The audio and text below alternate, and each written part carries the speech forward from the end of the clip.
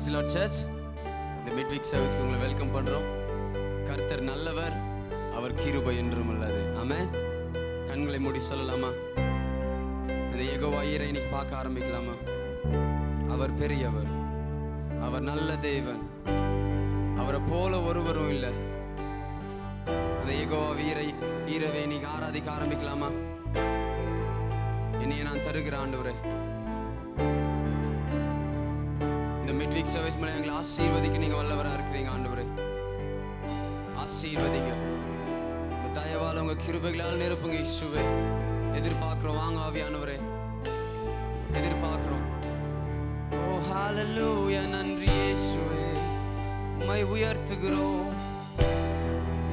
ஆசீர்வதிக்கிறவரே உம்மை உயர்த்துகிறோம். இயேசுவே உம்மை உயர்த்துகிறோம். யெகோவா ஈரே, எனக்கெல்லாம் நீரே, என் தேவை எல்லாம் சந்திப்பீர். யெகோவா ஈரே, எனக்கெல்லாம் நீரே, என் தேவை எல்லாம் சந்திப்பீர்.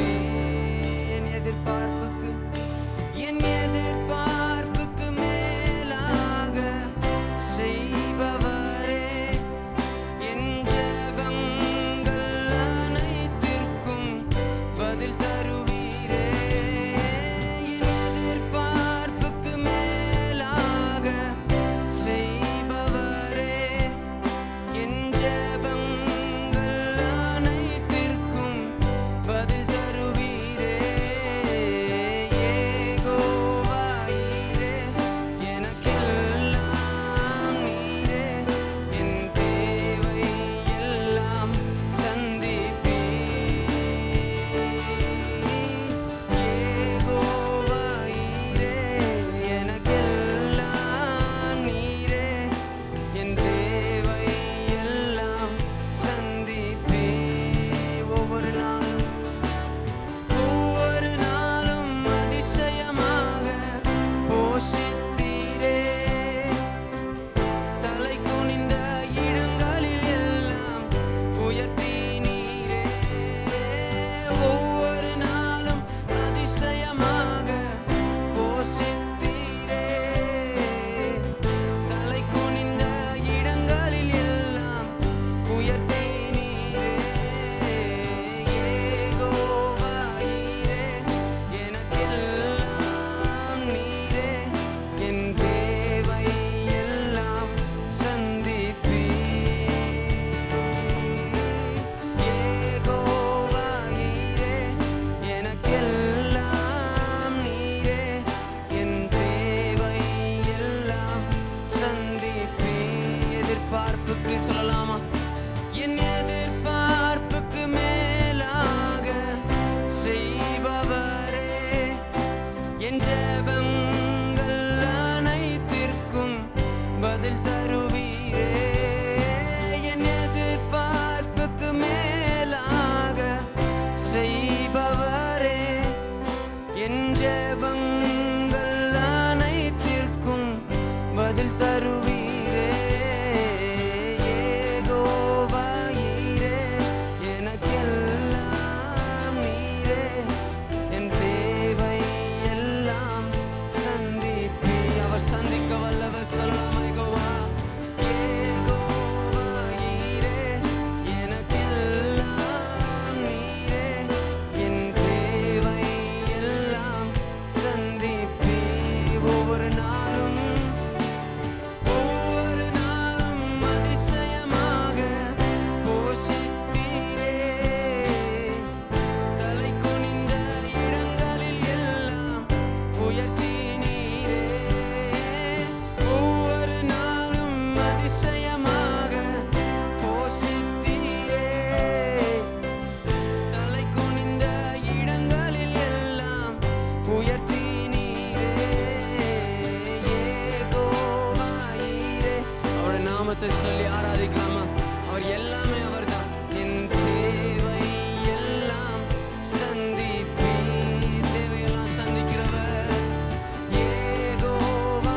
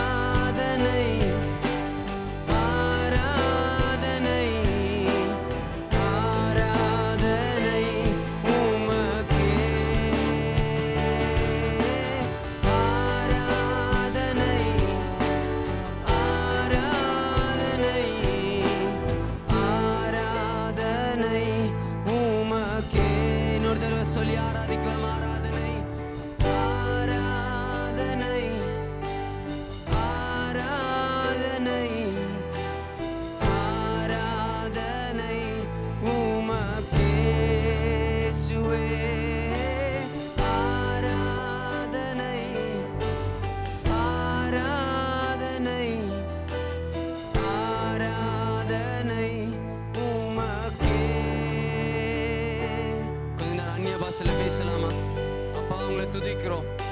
இந்த மத்திய வாரத்து ஆராதனையில உங்களை நாங்க பார்க்கறதுல எங்களுக்கு ரொம்ப சந்தோஷம் ஆண்டவரே. உங்களை பெற்றுக்கொள்றதுல ரொம்ப சந்தோஷம். வீடுதோறும் கரங்களை உயர்த்தி அந்நிய பாஷையில பேசி துதிக்கலாமா? ஓ ராபாலாந்தே நெப்ரேதேலே கரலபோரந்து நரசந்திர விரிகேரலே தியோரண்டலரமா ரேதுலம் துரலே சதி அன்றனலே தனனமரந்திரே. ஆவியானவரே, இயேசு நாமமே உங்களை உயர்த்துகிறோம், உம்மை ஆராதனை செய்கிறோம். அல்லேலூயா, நன்றி. உங்க நாமம் உயர்ந்தது, உங்க நாமம் மேன்மையானது இயேசுவே.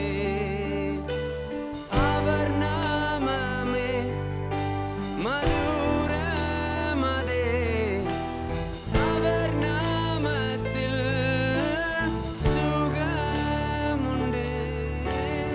அவர் நாமமே மதுரமதே, அவர் நாமத்தில் சுகமுண்டு. இயேசு நாமம், இயேசு நாமம், இயேசு நாமம், இயேசு நாமம், இயேசு நாமம், இயேசு நாமம் வாழ்கவே. கரங்களை உயர்த்தி அவர் நாமத்தை உயர்த்தலாமா? இயேசு நாமம், இயேசு நாமம். அவருடைய பேரை சொல்லி ஆராதிக்கலாமா? அவர் பேரை சொல்லும்போது நம்ம வாழ்க்கையில் அற்புதங்கள் நடக்கும், சூழ்நிலைகள் மாறி போகும்.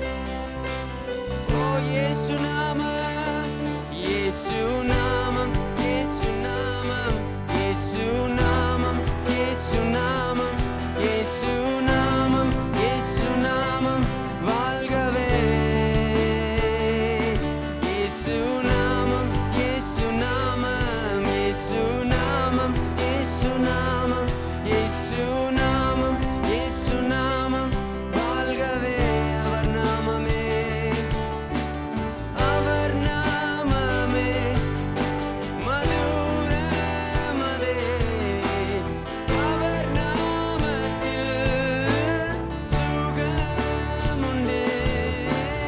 அவர் நாமமே மதுரமதே, அவர் நாமத்தில் சுகமுண்டு.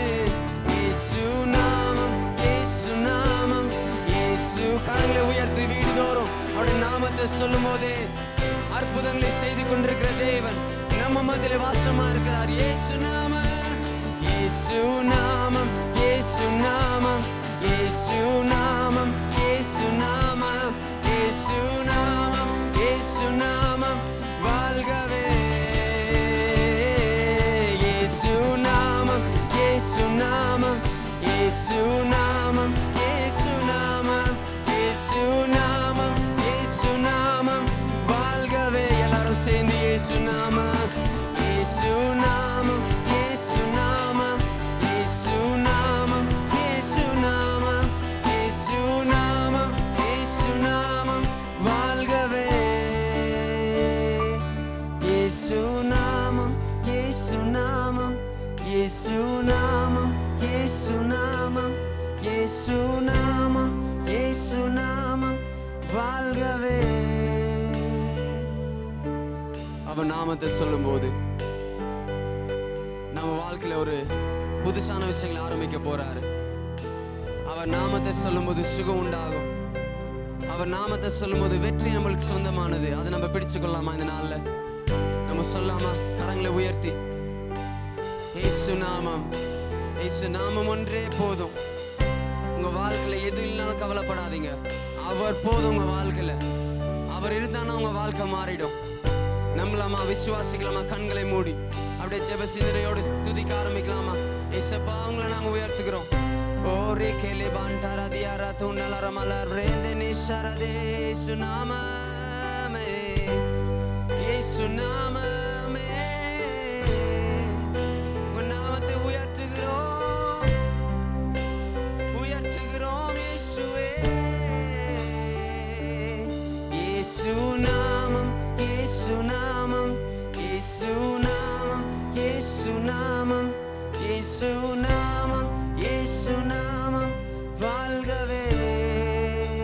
கடைசியா இயேசு நாமம், இயேசு நாமம், இயேசு நாமம், இயேசு நாமம், இயேசு நாமம், இயேசு நாமம் தட்டி அவருக்கு மட்டுமே நன்றிகளை செலுத்தலாமா? அவர் பெரியவர், அவர் ஒருபோதும் மாறாதவர். அப்பா அவங்கள உயர்த்துக்கிறோம் ஆண்டவரே. உங்க வார்த்தைக்காக நாங்கள் எதிர்பார்க்கிறோம் இயேசுப்பா. கண்களை மூடி சொல்லலாம், உங்க வார்த்தையை நாங்கள் எதிர்பார்க்கிறோம், உங்க வார்த்தையை எதிர்பார்க்கிறோம். எங்க உள்ளத்துல ஒரு வார்த்தையை நீங்க கொடுக்க போறீங்க, எதிர்பார்க்கிறோம் ஆண்டவரே. பேசுங்க, பிரச்சனத்தால கடைசி வரைக்கும் நிரப்புங்க ஆண்டவரே. கூடவே இது நடத்துங்க, கூடவே இது வழி நடத்துங்க. எல்லாம் உங்க கரத்துல ஒப்பு கொடுக்கிறோம். இயேசுவின் மாறாத நாமத்தில் ஜெபிக்கிறோம் எங்கள் நல்ல பிதாவே, ஆமென். என்ன ஒரு அருமையான வியாழக்கிழமை. இந்த மிட்வீக் சர்வீஸ்க்கு உங்களை நான் வரவேற்கிறேன். கர்த்தர் அவருடைய பிரசனத்தால நம்மளை ஆசீர்வதிச்சிட்டு இருக்கிறாரு. நல்ல ஒரு ஆராதனை நேரத்தில் நம்ம பங்கு பெற்றோம்.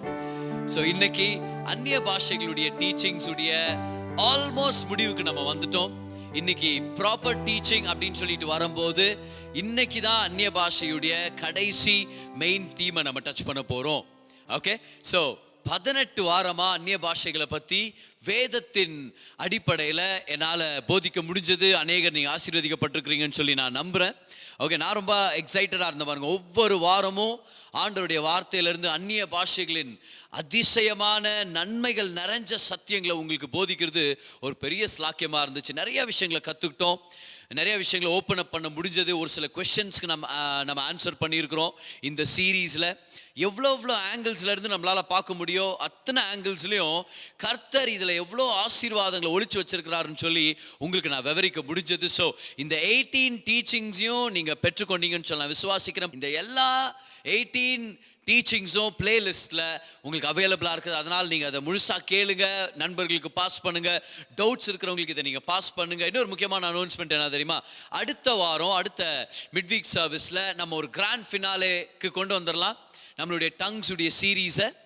யார் யார் ஆசீர்வதிக்கப்பட்டிருக்கிறீங்களோ, டவுட்ஸ் கிளியராக இருக்குது உங்களுக்கு, அந்த டங்ஸ் இப்போ தான் நீங்கள் முதல் தடவை பேச ஆரம்பிச்சிங்க இந்த சீரீஸ் மூலமாக, அப்புறம் இது மூலமாக அநேக நன்மைகள் நீங்கள் பெற்றுக்கொண்டீங்க அப்படின்ற விஷயம் உங்கள் வாழ்க்கையில் உண்மையாக இருந்துச்சுன்னா ஏன் நீங்கள் ஒரு டெஸ்டிமனி அனுப்பக்கூடாது? ஸ்க்ரீனில் இருக்கிற நம்பருக்கு டெஸ்டிமனிஸ் அனுப்புங்க. ஓகே, உங்கள் பெயரோடு அனுப்புங்க. ஒருவேளை நீங்கள் மெயில் பண்ணணும்னு நினச்சா மெயில் பண்ணலாம், இல்லைனா இந்த டீச்சிங்குடைய கமெண்ட் பாக்ஸில் நீங்கள் உங்கள் டெஸ்டிமனியை போஸ்ட் பண்ணணும்னு சொன்னால் நீங்கள் போஸ்ட் பண்ணலாம். ஆனால் நான் அவளோட எதிர்பார்க்குறேன், இங்கே கவனிச்சுட்டு இருக்கிற ஒவ்வொரு விசுவாசியும் ஆசீர்வதிக்கப்பட்டிருக்கிறீங்க. உங்கள் சாட்சி யாரோ ஒருத்தரை பலப்படுத்தும், முக்கியமாக எங்களை பலப்படுத்தும். எங்களுக்கு ஒரு பெரிய சந்தோஷமாக இருக்கும் நீங்கள் ஆசீர்வதிக்கப்பட்டிருக்கிறீங்க அப்படின்னு கேள்விப்படும் போது. ஸோ உங்கள் டெஸ்டிமனிஸாக அனுப்புங்க. ஓகே, உங்கள் டெஸ்டிமனிஸ் அனுப்புறதுக்கு உங்களுக்கு வர்ற திங்கக்கிழமை வரைக்கும் உங்களுக்கு டைம் இருக்குது. ஸோ திங்கக்கிழமை வரைக்கும் நீங்கள் அந்த டெஸ்டிமனிஸை அனுப்பலாம். அந்த டெஸ்டிமனிஸில் ஒரு சில டெஸ்டிமனிஸை நான் நம்மளுடைய மிட்வீக் சர்வீஸில் ஷேர் பண்ணுறதுக்கு எனக்கு ஒரு ஆப்பர்ச்சுனிட்டி கிடைக்கும். ஓகே, ஸோ அதனால் நான் எக்ஸைட்டடாக இருக்கிறேன். இன்னைக்கு ஒரு ஃபைனலாக ஒரு டாபிக் நம்ம பார்க்க போகிறோம். உங்களுக்கு ஏற்கனவே தெரியும் இல்லைங்களா, இன்னும் பல விஷயங்களை நம்ம வேதத்தில் பார்க்க முடியும். ஆனால் இந்த சீசனுக்கு கர்த்தர் இதுங்களெல்லாம் நமக்கு வெளிப்படுத்தி இருக்கிறாரு. ஸோ என்னுடைய உள்ளத்தில் நான் நம்புகிறேன், அநேக விஷயங்களை ஷேர் பண்ணியிருக்கிறோம். ஒரு முடிவு கொண்டு வரலாம். கர்த்தர் இன்னும் நிறைய சத்தியங்களை நமக்காக வச்சிருக்கிறார். இன்னைக்கு அந்நிய பாஷைகளை பற்றி ஒரு ரொம்ப வித்தியாசமான ஒரு டீச்சிங்னு சொல்லுவேன். நான் ஆரம்பிக்கிற விதமே வேற மாதிரி இருக்கும், கொஞ்சம் வித்தியாசமாக இருக்கும். ஆனால் நீங்கள் என் கூட கொஞ்சம் கோஆப்ரேட் பண்ணிங்கன்னா, கொஞ்சம் ஆரம்பத்துலேருந்தே நல்லா கவனிச்சுட்டு இருந்தீங்கன்னா, ஒரு சில விஷயங்களை முடிவில் நம்ம எல்லாருமே சேர்ந்து பெற்றுக்கொள்ள முடியும், ஆசீர்வதிக்கப்பட முடியும். ஓகே, ஸோ இன்னைக்கு நம்மளுடைய டாபிக் இதுதான், ஆவியே பட்டயம். ஆவியின் பட்டயம் நம்ம கேள்விப்பட்டிருக்கிறோம். கர்த்தருடைய வார்த்தை தான் ஆவியின் பட்டயம் நம்ம பார்த்துருக்குறோம்.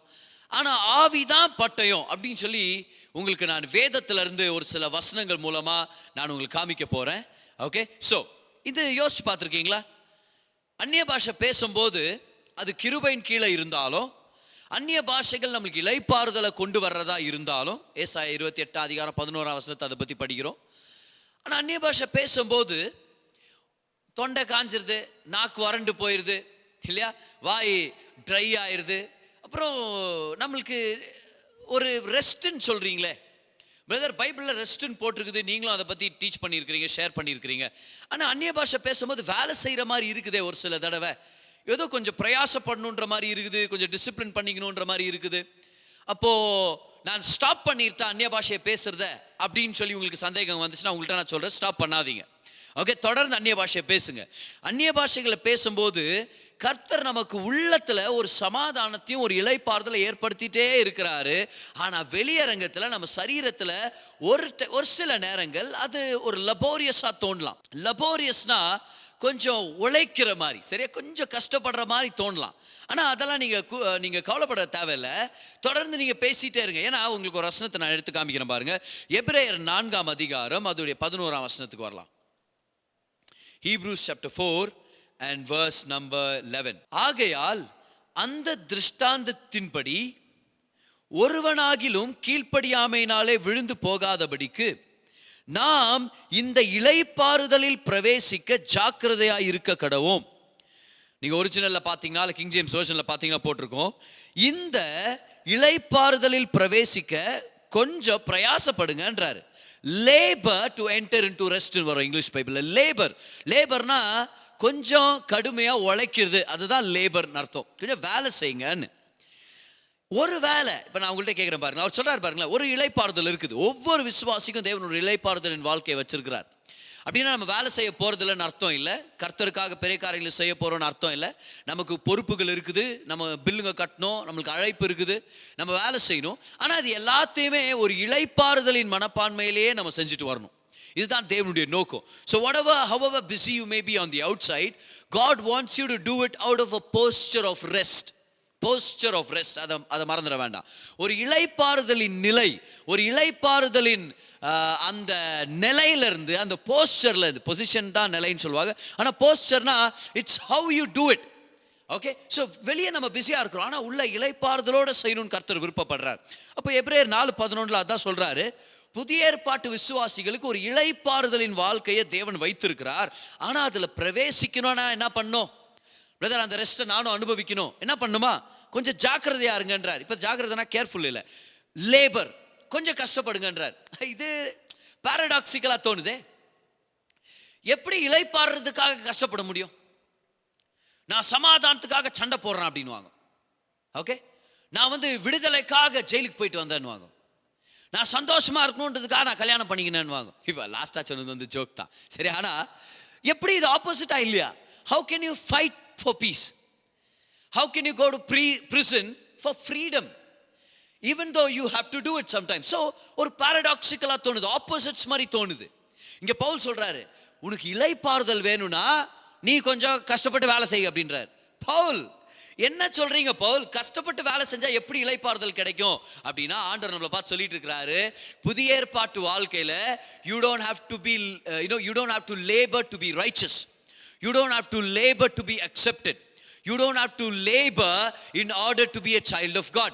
கிறிஸ்தவ வாழ்க்கையில, புதிய ஏற்பாட்டு வாழ்க்கையில தேவனுடைய பிள்ளையா இருக்கிறதுக்காக நீ கஷ்டப்பட்டு வேலை செய்ய தேவையில்லை. தேவனால் அங்கீகரிக்கப்பட வேண்டியதுக்காக நீ கஷ்டப்பட தேவையில்லை, நீ வேலை செய்ய தேவையில்லை. நீ தேவனுடைய நீதியை அடையணுன்றதுக்காக நீ கஷ்டப்பட தேவையில்லை, வேலை செய்ய தேவையில்லை. ஆனா இளைப்பாறுதலுக்குள்ள பிரவேசிக்கிறதுக்கு நீ கொஞ்சம் வேலை செய்யன்றார். நம்மளுடைய ஒரே வேலையே இளைப்பாறுதலுக்குள்ள போறதான். How do you work to be in rest?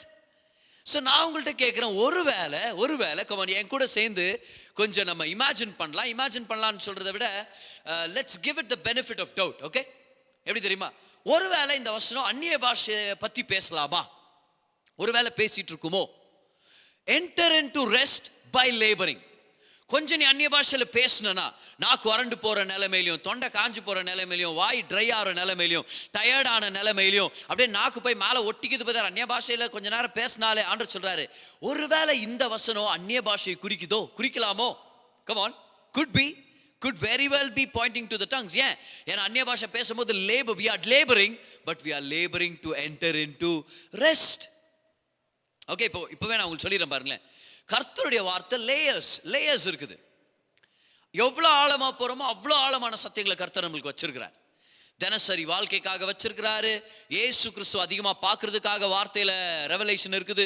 ஆழமா போக போக போக பைபிள் ப்ராஃபஸி நம்மளுக்கு கிடைக்கும். ஒரே வசனத்துல இருந்து, ஒரே ஸ்டோரியை பல ஆங்கிள் இருந்து நம்ம பார்க்க முடியும். So the deeper you go, the more you learn from the word of God. சரியா? ஸோ கர்த்தருடைய வார்த்தையில நிறைய லேயர்ஸ் இருக்குது.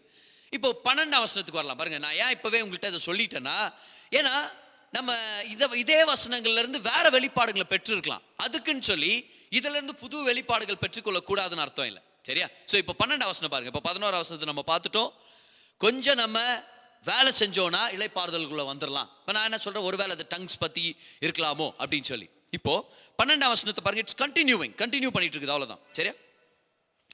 தேவனுடைய வார்த்தையானது, இப்போ இந்த இடத்துல நீங்க பாத்தீங்கன்னா பிகாஸ் அப்படின்னு ஸ்டார்ட் ஆகும் ஒரு சில வெர்ஷன்ஸ்ல. ஃபார் அப்படின்னா அவர் சொல்றாரு, நீங்க கொஞ்சம் வேலை செஞ்சிட்டீங்கன்னா இளைப்பாறுதலுக்குள்ள வந்துருவீங்க. ஏன்னா பிகாஸ். ஓகே, பிகாஸ் அந்த வார்த்தை வந்து கிரீக்ல இருக்குது. தேவனுடைய வார்த்தையானது ஜீவனும் வல்லமையும் உள்ளதாயும் இருபுறமும் கருக்குள்ள எந்த பட்டயத்திலும் கருக்கானதாயும் ஆத்மாவையும் ஆவியையும் கணுக்களையும் ஊனையும் பிரிக்கத்தக்கதாக உருவ குத்துகிறதாயும் இருதயத்தின் நினைவுகளையும் யோசனைகளையும் வகையறுக்கிறதுமாய் இருக்கிறது. கர்த்தருடைய வார்த்தையை பத்தி பேசுறாரு. இப்போ ஒரு வகையில சம்பந்தம் இல்லாத மாதிரி இருக்குது. இப்பதான் சொல்றாரு, கொஞ்சம் கஷ்டப்பட்டீங்கன்னா இளைப்பாறுதலுக்குள்ள வந்துடலான்றாரு. Because the word of God is powerful. சம்பந்தமே இல்லாத மாதிரி இருக்குதே. வார்த்தையானது இருபுறம் கருக்குள்ள பட்டயம். எல்லாம் சொல்லுங்க, வார்த்தை பட்டயம். சொன்னீங்களா? the word is a sword. போடுங்க லைவ் சாட்ல, the word is a sword. Double edge ஸ்வர்டை விட ஷார்ப் அப்படின்றார் ஆண்டவர். ஓகே, சோ இந்த இடத்துல வார்த்தையை பத்தி என்னென்ன போட்டிருக்குது? ஜீவனுள்ளதா இருக்குது, வல்லமை உள்ளதா இருக்குது, அது ஒரு பட்டயம். ஓகே, எத்தனை பேர் புரிஞ்சது? verse number 11. கொஞ்சம் கஷ்டப்பட்டு வேலை செஞ்சிட்டீங்கன்னா உங்களுக்கு இளைப்பாறுதல் கிடைச்சிரும்ன்றார். 12 வசனத்துல என்ன சொல்றாரு? கர்த்தருடைய வார்த்தை ஒரு பட்டயத்தை போல ஜீவிக்கிறதாவும் இருக்குது, ஜீவனுள்ளதாவும் இருக்குது, வல்லமை உள்ளதாவும் இருக்குதுன்றார். இப்ப 13 வசனத்துக்கு வரலாமா? verse number 13 பாருங்க. அவருடைய பார்வைக்கு வெயிட் பண்ணுங்க.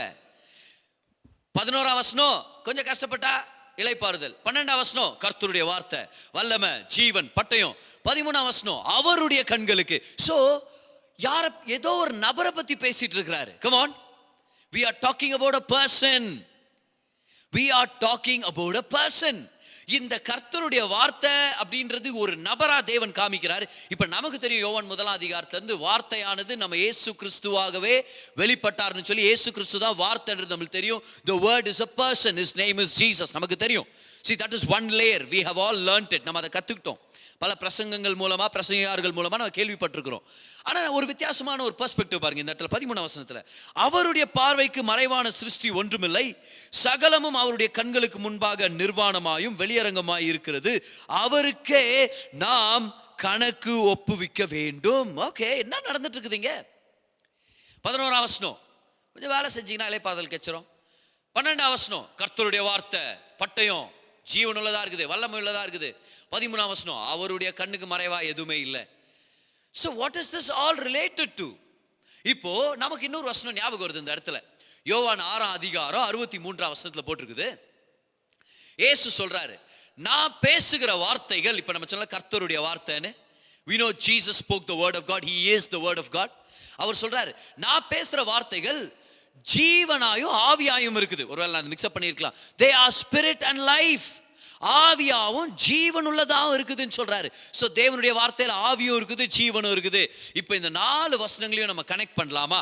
ஓகே, இப்போ நான் உங்கள்கிட்ட ஆரம்பத்தில் நான் சொன்னேன், ஒருவேளை 4:11 டங்ஸா இருக்குமோ அப்படின்னு சொல்லி. சோ அந்நிய பாஷைகள் அப்படின்னு சொல்லி எடுத்துட்டா என்ன வெளிப்பாடு கிடைக்குதுன்னு பார்க்கலாமா நம்ம? பாருங்க. ஓகே, எபிரேயர் 4:11 அந்நிய பாஷைகள். எபிரேயர் 4:12 கர்த்தருடைய வார்த்தை பட்டயம் வல்லமை ஜீவன். எபிரேயர் 4:13 அது ஒரு நபர். ஓகே, யோவான் 6:63 கர்த்தருடைய வார்த்தை ஆவியாயும் ஜீவனுமாய் இருக்கிறது. சோ இது எல்லாத்தையும் டோட்டல் பண்ணி வச்சோம்னா நம்மளுக்கு என்ன தெரியுமா கிடைக்குது? அந்நிய பாஷைகள், கர்த்தருடைய வார்த்தை, பட்டயம், ஜீவன், வல்லமை, ஆவியானவர். அந்நிய பாஷைகள். ஓகே, அந்நிய பாஷைகள், கர்த்தருடைய வார்த்தை, பட்டயம், ஜீவன், வல்லமை, ஆவியானவர். என்ன சொல்ல வர்ற தெரியுமா? இன்னைக்கு நல்லா கவனிங்க. ஆவியானவருடைய அந்நிய பாஷைகளை நம்ம பேசும்போது நம்ம ஆக்சுவலா கர்த்தருடைய வார்த்தையை பேசிட்டு இருக்கிறோம். அந்த நேரத்தில் ஆவியானவர் என்ன பண்றாரு? அவரே பட்டயமாக நமக்காக வேலை செய்ய ஆரம்பிக்கிறாரு. The word is a sword, so is the spirit the sword. Why? Because the words that Jesus speak are spirit. அவருடைய வார்த்தை ஆவியா இருக்குது. இப்ப வார்த்தை பட்டயம்னா ஆவியும் பட்டயம் தான். அந்த ஆவியின் பட்டயம் எது? எபிரேயர் 4:11 அந்நிய பாஷைகள். ஏன்னா நம்ம அந்நிய பாஷைகளை பேசும்போது வேலை செய்யற மாதிரி இருக்கும். ஆனா அந்த வேலை செஞ்சு முடிச்சோம்னா இலைப்பாறுதல என்டர் ஆயிட்டு இருக்கிறோம். ரொம்ப சிம்பிளா இதுதான் விஷயம். ஆவியானவர் என்ற நபர் நமக்குள்ள இருக்கிறாரு. கர்த்தருடைய வார்த்தையை நம்ம பேசுறோம். அவர் நம்மளுக்கு சொல்லி கொடுக்குற அந்நிய பாஷைகளை பேசும்போது ஆவியானவர் அந்த அந்நிய பாஷைகளை நம்மளுக்கு கொடுக்கும்போது நம்ம பேசணும்னா என்ன ஆகுது தெரியுமா? ஆவியானவர் தாமே பட்டயமாக நமக்காக கிரியை செய்ய இறங்குறாரு. நமக்கு எதிராக இருக்கிற கட்டுகளை அறுத்து எல்லா விதமான சங்கிலிகளை உடைச்சு நமக்காக நன்மைகளை ஏற்படுத்துறார். The word is actually the spirit. So இப்படி சொல்ற பாருங்க, the spirit is the word. ஆவியே பட்டயம். லைஃப் சாட்ல போடுங்க, ஆவியே பட்டயம். The spirit is the word. Okay? So இப்போ இந்த ஆவியே பட்டயம்னாலாம் வரும்போது நமக்கு கண்டிப்பாக எபேசியர் 6ஆம் அதிகாரம் நம்மளுக்கு ஞாபகம் வரும். ஆவிக்குரிய யுத்தத்தின் ஒரு பேசேஜ்னு சொல்லி கூட நம்ம சொல்லுவோம் இல்லையா? ஸோ அந்த சாப்டருக்கு நம்ம வரலாம். எஃபீசியன்ஸ் சாப்டர் 6 அதில் 10ஆம் வசனத்திலிருந்து 18ஆம் வசனத்து வரைக்கும் நான் இப்போ படிக்க போகிறேன். அதனால் நீங்கள் ரொம்பவே கூர்ந்து கவனிக்கணும். நீங்கள் ஒரு சில விஷயங்கள் நம்ம கற்றுக்கலாம். பவுல் சொல்கிறாரு, கடைசியாக என் சகோதரரே, கர்த்தரிலும் அவருடைய சத்துவத்தின் வல்லமையிலும் பலப்படுங்கள். பவுல் எந்த மாதிரி பிரசங்கியார்னா, கடைசியாக சகோதரரேன்வாரு, ஆனால் முடிய மாட்டார். ஓகே, எவ்வளோ பேர் பிரசங்கம் பண்ணுறது அப்படி பார்த்துக்கிறோம். ஃபைனலாக அப்புறம் பார்த்தா இன்னொரு 6 ஹவர் ப்ரீச் பண்ணிருப்பாங்க. இப்போ நான் கூட அந்த மாதிரி நிறைய தடவை பண்ணியிருக்கிறேன். சரி, என் மேலே கோவப்பட்டிங்கன்னா பவுல் மேலே கூட கோவப்படுற மாதிரி அது. சரி, அது நல்லா நியாயமாக இருங்க. அதில் ஃபைனலி மை பிரதர் அப்படின்ட்டு இன்னும் கொஞ்சம் நேரம் பேசின்னு போகிறாரு பாருங்க. சொல்ல, கடைசியாக என் சகோதரரே, கர்த்தரிலும் அவருடைய சத்துவத்தின் வல்லமையிலும் பலப்படுங்கள். நீங்கள் பிசாசின் தந்திரங்களோடு எதிர்த்து நிற்க திராணி உள்ளவர்களாகும்படி தேவனுடைய சர்வாயுக வர்க்கத்தையும் தரித்து கொள்ளுங்கள். ஓகே, பிசாசோட எதிர்த்து நிற்கிறதுக்கு இல்லை, பிசாஸ் தோத்துட்டான். ஆனால் பிசாசுடைய தந்திரங்களுக்கு எகெயின்ஸ்டா நம்ம நின்றுட்டு இருக்கிறோம். அவர் சொல்றார், தேவனுடைய சர்வாயுத வர்க்கம் அப்படின்னா அர்த்தம் the full armour of God. ஒரு சோல்ஜர் போட்டிருக்கிற ட்ரெஸ்ஸை யோசிச்சு பாருங்க. இந்த காலத்தில் இல்லை, சரியா? ஆனால் பவுலுடைய காலத்தில் அவங்க அணிவிச்சிட்டு இருந்த அந்த சோல்ஜருடைய யூனிஃபார்ம், அந்த வெப்பன்ரி, ஓகே, ஆர்மர், அந்த ஆர்மரை நம்ம யோசிச்சு பார்க்கணும். 12ஆம் வசனம் பாருங்க. ஏனெனில் மாம்சத்தோடும் இரத்தத்தோடும் அல்ல, துரைத்தனங்களோடும் அதிகாரங்களோடும் இப்பிரபஞ்சத்தின் அந்தகார லோகாதிபதிகளோடும் வான மண்டலங்களில் உள்ள பொல்லாத ஆவிகளின் சேனைகளோடும் நமக்கு போராட்டம் உண்டு. அப்போ ஒரு யுத்தம் நடந்துட்டு இருக்குது, உண்மை. See, there is a warfare. We are not saying that there is no war. Okay? முதலாம் ஞாபகம் வச்சுங்க, ஏசு எல்லா யுத்தத்தையும் செஞ்சு முடிச்சிட்டாரு, ஜெயிச்சிட்டாரு, வெற்றி நம்மகிட்ட இருக்குது. இப்போ அந்த வெற்றியை பறிக்கிறதுக்காக தான் யுத்தம் நடந்துட்டு இருக்குது. கவனிங்க, நம்ம வெற்றிக்காக போராடல, வெற்றின்ற இடத்துல இருந்து நம்ம போராடிட்டு இருக்கிறோம்.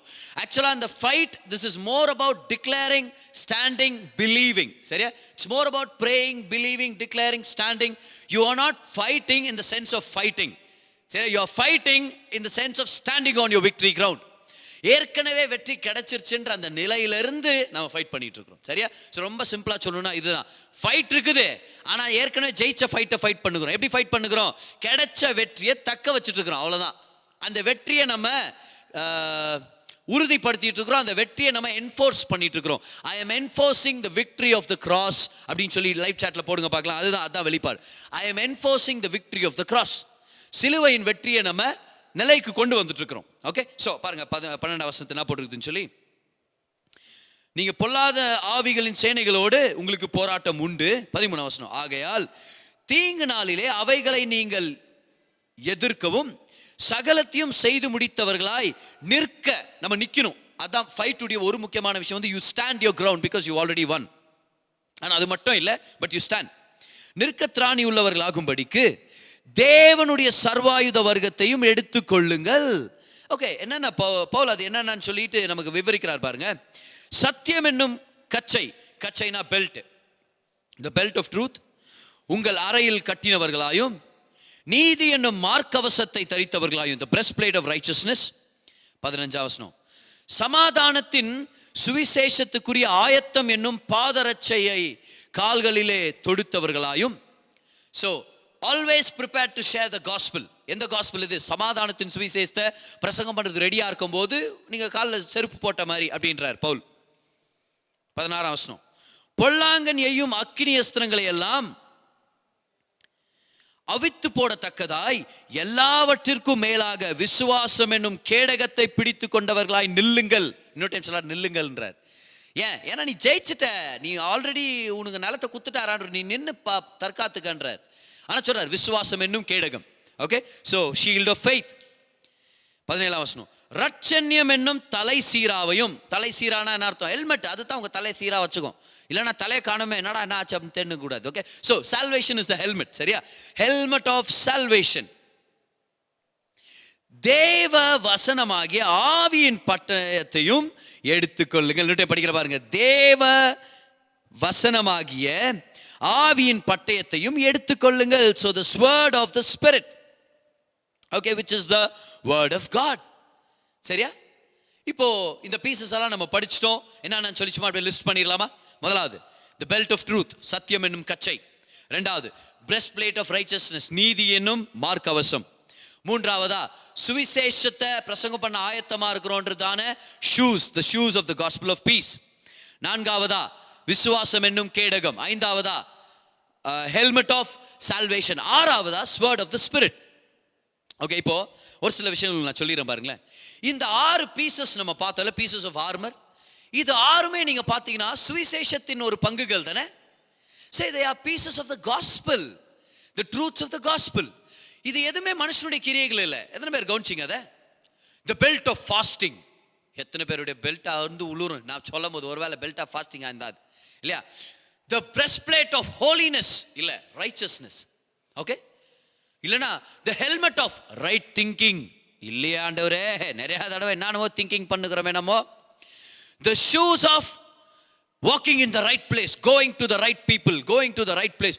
ஓ, நான் தவறான இடத்தெல்லாம் போயிட்டு இருக்கிறேன் ஆண்டவரே. வேற இந்த இடத்துல எப்படி இருக்கு யோசிச்சு பாருங்க பார்க்கலாம். the shield of your own bible knowledge. ஓ, செத்துருவானம்மா. கரெக்டா? ஏன்னா நம்மளுடைய நாலேஜ் அவ்வளோ நிறைய இல்லையே. இந்த 6 பீசஸும் ஆர்மர் ஆஃப் காட் உடைய பீசஸ் நீங்க பாத்தீங்கன்னா இது எல்லாமே சுவிசேஷத்துக்கு சம்பந்தப்பட்டது. இன்னொரு விஷயம் தெரியுமா? இது எல்லாம் தேவன் நமக்கு செஞ்சு முடிச்சது. கம் ஆன், இது மனுஷனுடைய கிரியைகள் மேல சார்ந்தது இல்லை, இது தேவன் செய்தது. சோ இது எல்லாத்தையுமே பை ஃபெய்த் தான் நம்ம ஆக்டிவேட் பண்ண முடியும், பை ஒர்க்ஸ் இல்ல. Okay, helmet of salvation. Salvation is by grace. Breastplate of righteousness, அதுவும் கிருபை. சுவிசேஷம் அதே கிருபையை பத்தி தானே. விசுவாசத்தின் கேடகம், அது கர்த்தர் நம்மளுக்கு கொடுத்தது. சரி, இதெல்லாம் நீங்க பாருங்க சுவிசேஷத்தை சார்ந்தது. அதனால தான் ஆவிக்குரிய யுத்தத்தை நம்ம ஜெயிக்கணும்னா, பிசாசானவன் சோர்வான எண்ணங்களும் தவறான எண்ணங்களை கொடுத்து நம்ம வாழ்க்கையை நாசப்படுத்த வரும்போது அவனை ஜெயிக்கணும்னா நம்மளுக்கு தேவையான முக்கியமான விஷயம் என்ன தெரியுமா? சுவிசேஷத்தை தெளிவா தெரிஞ்சுக்கணும், அதை நல்லா நம்ம புரிஞ்சுக்கணும். Come on, you have to keep on hearing the gospel over and over and over again. தொடர்ந்து gospel நம்ம பெற்றுக்கொண்டுட்டே இருக்கணும். ஏன்னா பிசாசானவனை எதிர்க்கிறதுக்கான திராணி எங்க வருது? அந்த ஆயுதங்கள் எது? gospel இருந்தா நம்மளுக்கு கிடைக்குது.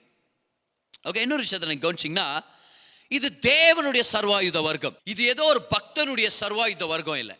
இது தாவீதுடைய ஆர்மர் இல்லை, இல்ல மோசேவுடைய ஆர்மரோ இல்ல அப்போஸ்தலர் பவுலுடைய ஆர்மர் இல்லை. இது தேவனுடைய ஆர்மர், சர்வாயுத வர்க்கம். ஏசாயா 59:17 இயேசு கிறிஸ்து இதுல இருக்கிற ஒரு சில பீசஸை அணிஞ்சிருக்கிறத நம்ம படிச்சு பார்க்க முடியும். சோ தேவன் அணிஞ்சிருக்கிற அந்த யூனிஃபார்மையே உங்களுக்கு கொடுத்திருக்கிறார். என்ன மாதிரி ஒரு அருமையான விஷயம் பாருங்க. எந்த பிசாசானவன் ஜெயிக்க முடியும்? கம் ஆன், தேவன் அவருடைய ஆயுதத்தின் கம்ப்ளீட் பேக்கேஜை உங்களுக்கு கொடுத்திருக்கிறாரு. அவருடைய மார்க் அவசத்தை உங்களுக்கு கொடுத்திருக்கிறார், அவருடைய ஹெல்மெட்டை உங்களுக்கு கொடுத்திருக்கிறார், அவருடைய ஷூஸ் உங்களுக்கு கொடுத்திருக்கிறார், அவருடைய கேடகத்தை உங்களுக்கு கொடுத்திருக்கிறாரு. You are wearing the armour of God. தேவனுடைய சர்வாயுத வர்க்கத்தை நீங்க அணிஞ்சிட்டு இருக்கிறீங்க. இயேசு கிறிஸ்து அணிஞ்சார் நம்மளுக்கு தெரியும். அதனால சொல்ற பாருங்களேன், நீங்க பிசாசுக்கு இயேசுவை போலவே தெரியுறீங்க உண்மையாவே. Come on, you look like Jesus to the devil. அதனால தான் ஆதி சபையின் காலத்துல கிறிஸ்தவர்கள்னு பேர் வச்சாங்க. கிறிஸ்டியன்ஸ்னா என்ன அர்த்தம் தெரியுமா? லிட்டில் கிரைஸ்ட்னு அர்த்தமா. சின்ன கிறிஸ்து. அங்க போறாம ஒரு சின்ன கிறிஸ்து. நான் நினைக்கிறேன் பிசாஸ் தான் இந்த பேரையே வச்சு விட்டான்னு நினைக்கிறேன். எல்லாரும் கிறிஸ்து மாதிரி இருக்கிறாங்களாடா. ஏன்னா கிறிஸ்துவுடைய துணியை நம்ம போட்டிருக்கிறோம். அவருடைய நீதி, அவருடைய சர்வாயுத வர்க்கத்தை நம்ம அணிஞ்சிட்டு இருக்கிறதுனால நம்மளை எங்க பார்த்தாலும் பிசாசானவன் அலறான். ஓ, ஒரு கிறிஸ்து போறா, அங்க ஒரு கிறிஸ்து, அட எங்கடா இன்னொரு கிறிஸ்து, நானா எங்க பார்த்தாலும் இந்த கிறிஸ்தவங்க. அப்பதான் பேர் வச்சார், எல்லா கிறிஸ்துவங்கன்னு சொல்லி பேர் வை அப்படின்னு சொல்லி. இப்ப நம்ம கண்டிப்பா தெய்வம் இல்லை, நம்ம ரட்சகர் இல்லை, நம்ம ஆராதனைக்கு பாத்திரவான்கள் இல்லை அப்படி நான் சொல்ல வரலன்னு உங்களுக்கு தெரியும். ஆனா இயேசுவுடைய சர்வாயுத வர்க்கத்தை நீங்க அணிஞ்சிருக்கிறீங்க.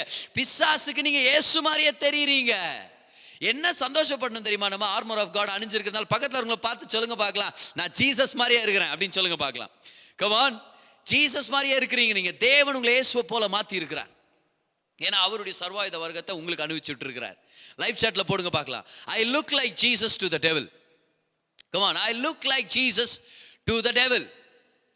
பை எனி சான்ஸ் பிசாசானவன் லைவ் சாட்ல இருந்தானா அவன் பார்த்து அலறான் பாருங்க இந்த நேரத்தில். ஆனா இயேசுடைய சர்வாயுத வர்க்கத்தை நீங்க அணிஞ்சிட்டு இருக்கிறீங்க. So this is the armor of God. Hallelujah. என்ன அருமையான விஷயம். இன்னொரு விஷயத்தை கவனிச்சிங்கன்னா, இந்த ஆர்மர் ஆஃப் காட்ல எல்லா பகுதிக்கும் ப்ரொடெக்ஷன் இருக்குது இல்ல.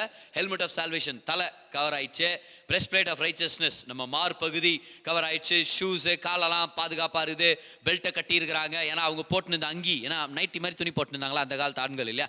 ஓகே, ஸோ அந்த துணி வந்து அவங்க கால் தடி விட்டு அவங்கள யுத்த காலத்தில் அவங்களுக்கு சாகிறதுக்கு ஒரு பெரிய சான்ஸாக இருந்துடக்கூடாது, எடுத்து தூக்கி இடுப்பில் கட்டிட்டு இருக்கிறாங்க, பெல்ட்டை வேற கட்டுக்கிறாங்க. ஸோ ஷீல்ட் ஆஃப் ஃபெய்த் அது வந்து ஒரு கதவு மாதிரி இருக்கும் பார். இப்போ ஷீல்டுனா நம்ம காலேஜில் ஏதோ ஒரு ஜெயிச்சோம், பாட்டு போட்டியில் ஜெயிச்சோன்னு சொல்லிட்டு கொடுக்குறாங்க தெரியுமா, வீட்டில் எடுத்துன்னு வந்து யாரும் யூஸ் இல்லைன்னு வச்சுக்குவேன்.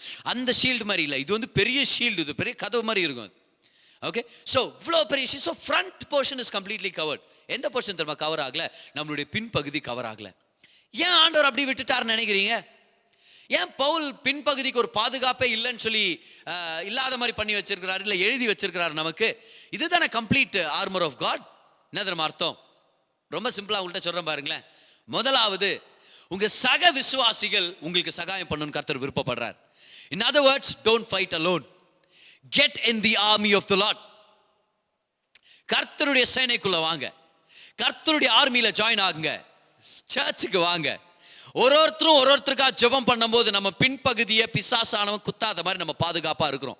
அந்த காலத்து யுத்த வீரர்கள் யுத்தத்துக்கு போகும்போது ஒருத்தரும் ஷீல்டை பிடிச்சிக்கிட்டாங்கன்னா ஒரு செவுரு மாதிரி ஆயிடும் பார்.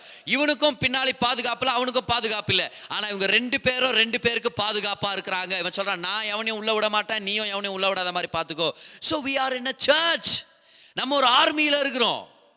இல்லை ஒரு விசுவாசி எப்போவாது ஒரு டைம் தான் சர்ச்சுக்கு வருவாராம் பார். பாஸ்டர் அவர் கூப்பிட்டு சொன்னாராம், கர்த்தருடைய சேனையில் இன்னும் பேரை கொடுக்கலையாப்பா நீ அப்படின்னு கேட்டாராம். சர்ச்சுக்கு ஏன் ரெகுலராக வர மாட்டேங்கிறேன்? அதுக்கு அவர் இல்லை ஜாயின் ஆகிட்டேன், ஆர்மியில் ஜாயின் ஆகிட்டேன்னாரா அவர். அப்புறம் ஏன் உன்னை நான் அப்பப்போ நான் பார்க்கறதில்ல யுத்தத்தில்? அப்போ அவர் சொன்னாரா, நான் சீக்ரெட் சர்வீஸில் இருக்கிறேன் பாஸ்டர் அப்படின்னாரா அவர். ஆனால் அந்த மாதிரி எக்ஸ்கியூஸ் எல்லாம் கொடுக்குற மாதிரி இல்லை. சர்ச்சுக்கு ரெகுலராக வர்றது முக்கியம். இந்த மிட் வீக் சர்வீஸ் நீங்கள் யூடியூப்ல நீங்கள் கவனிச்சுட்டு இருக்கிறீங்க. இப்போ நீங்கள் ஏதாவது ஒரு நல்ல சர்ச்சு கனெக்டடாக இல்லைன்னா find a search. Come on, find a church to get connected to. You need a church. You need a family to believe with you, to pray for you. Amen. So அதனால தான் பின்புற பாதுகாப்பு இல்லை. ஏன்னா என் சக விசுவாசிகள் எனக்கா ஜெபம் பண்றாங்க, பாஸ்டர் பிரசங்கம் பண்றாரு, விசுவாசிகளா சேர்ந்து நம்ம ஆராதிக்கும் போது வசனத்தை கவனிக்கும் போது அதுலயே ஒரு பாதுகாப்பு இருக்குது. ஓகே, இன்னொன்று என்ன தெரியுமா? இதான் ஒரு சிம்பிளான விஷயம் பாருங்களேன். உங்க பின்புறத்துல சர்வாயுத வர்க்கம் கவர் பண்ணல, அதனால பிசாசுக்கு உங்க முதுக காமிச்சிடாதீங்க. அப்படின்னா அர்த்தம், அவனை ஃபேஸ் பண்ணுங்க. என்ன பண்றான்னு பார்த்துடலாம். போங்க, முன்னாடி போங்க, ஒன்றும் பண்ண முடியாது அவனால. ஆண்டு சொன்னார், நரகத்தின் வாசல்கள் சபைக்கு விரோதமா நிக்க முடியாது. வாசல்கள் ஏன் முன்னாடி வருது? வாசல்கள் அங்கதான் இருக்குது. நம்ம முன்னாடி போகும்போது அந்த வாசல்களை தெரிஞ்சிடலாம் நம்ம. Nothing can stand against the church and the believer. When the devil attacks, there is an attack. The devil will try to attack you, but he cannot win over you. உங்களை ஜெயிக்க முடியாது. ஏன்னா கர்த்தருடைய சுவிசேஷத்தின் வல்லமை நமக்குள்ள இருக்குது. Come on. இது எல்லாமே எதுக்கு சம்மந்தப்பட்ட தெரியுமா? ஃபேசிங் தி எனிமி. பின்னாடி திரும்பிடாதீங்க, அவன் முதுக குத்த முடியும் வச்சுக்குவேன். நீங்க திரும்பிட்டீங்கன்னா தான் உங்களுக்கு ஏதாவது ஒரு கெடுதலை ஏற்படுத்த முடியும். ஆனா முன்னாடி போயிட்டே இருக்கு. உங்க பின்புறத்துக்கு பாதுகாப்பு இல்லை. பக்கத்துல இருக்கவங்களை பார்த்து சொல்லிடுங்க, முதுக காமிச்சிடாதன்னு சொல்லுங்க பார்க்கலாம். உங்களுக்கு இல்லை, பிசாசுக்கு. ஓகே, முதுக காமிச்சிடாதீங்க பிசாசுக்கு. ஃபேஸ் பண்ணுங்க. யாக்கோபு 4 அதிகாரம் அதோடைய 7 வசனத்துல போட்டிருக்குது, பிசாசுக்கு எதிர்த்து நில்லுங்க, அவன் உங்களை விட்டு ஓடி போவான். இன்னைக்கு நம்ம அவனை பார்த்து ஓடின்னு இருக்கிறோம். அவன் நினைச்சிருக்கான், என்னடா கிறிஸ்து என்ன பார்த்து ஓடுறாரு அப்படின்ட்டு. இந்த விசுவாசியை கொஞ்ச நேரம் நம்ம கொஞ்சம் தொல்லை கொடுக்கலாம், ஏன்னா அவன் கிறிஸ்து மாதிரி இருக்கிறான், அவனுக்கே தெரியலையே அப்படின்னு சொல்லிட்டு பிசாசானவன் என்ன பண்றான், ஒரு சில தொல்லைகளை ஏற்படுத்துறது நம்ம வழிகளை ஏற்படுத்தி கொடுத்துன்னு இருக்கிறோம். திரும்பிடாதீங்க, ஃபேஸ் பண்ணுங்க எதிரிய.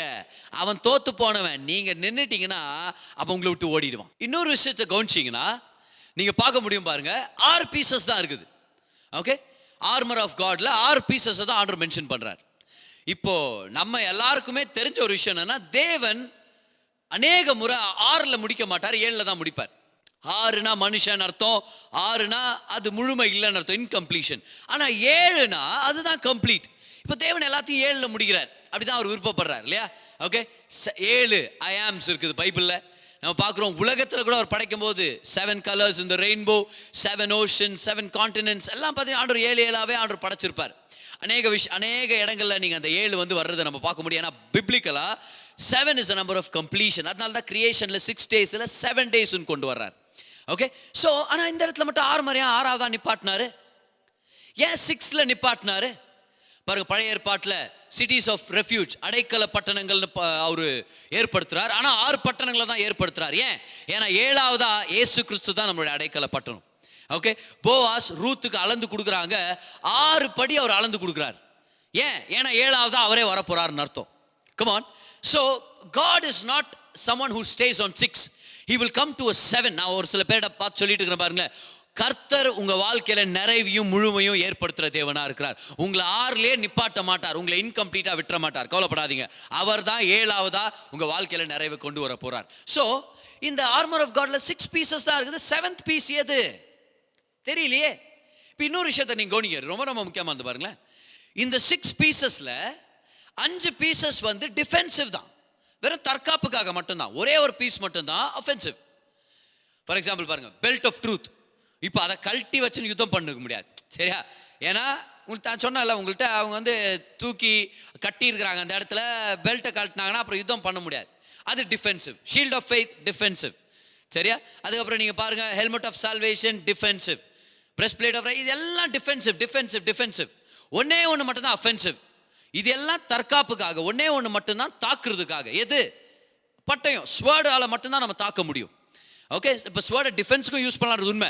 ஆனால் முக்கியமாக ஸ்வர்டுடைய வேலை அஃபெண்ட் பண்ணுறதுக்காக, எதிரியை தாக்குறதுக்காக. 5 பீசஸ் நம்மளுக்கு டிஃபென்ஸ் கொடுத்துருக்கிறாரு, ஆனால் ஒரு பீஸை நம்மளுக்கு அஃபென்ஸில் இறங்குறதுக்காக கொடுத்துருக்கிறாரு, நம்ம தாக்குறதுக்காக கொடுத்துருக்கிறாரு. இப்போ அதை பயன்படுத்தி ஆகணும்ல. என்ன பதர் பண்ணுறது? நான் 5 பீஸ் டிஃபென்சிவ், 6ஆவதா கத்தியை பிடிச்சுன்னுக்கிறேன், ஆனால் ஒன்றும் பண்ணுறது இல்லை. என்ன பண்ணுறது நான்? ஸோ ஆண்டவர் சொல்றாரு, நீ எப்படி அதை அஃபென்சிவ்ல இறங்கணும்னு சொல்லி அவர் சொல்லி கொடுக்குறாரு பாருங்க. கமான், இதுதான் நம்ம முக்கியமான ஒரு பகுதி பாருங்க நம்மளுடைய மிட்வீக் சர்வீஸ்ல இன்னைக்கு. இப்போ உங்களுக்கு ஒரு விஷயத்தை நான் காமிக்கணும்னு சொல்லி நான் விருப்பப்படுறேன். ஆயுதங்களுடைய பீசஸ்க்கு திரும்பி நம்ம வரலாம். ஓகே, பாருங்க, பெல்ட் ஆஃப் ட்ரூத்னா என்ன அர்த்தம்? ட்ரூத் இஸ் த பெல்ட்னு அர்த்தம். ஓகே, கவனிங்க, ரொம்ப முக்கியமானது. சத்தியம் என்னும் கச்சைனா அர்த்தம், சத்தியம் தான் கச்சைன்னு அர்த்தம். ஓகே, ரெண்டாவது, பிரஸ்ட் பிளேட் ஆஃப் ரைச்சஸ்னஸ்னா என்ன அர்த்தம்?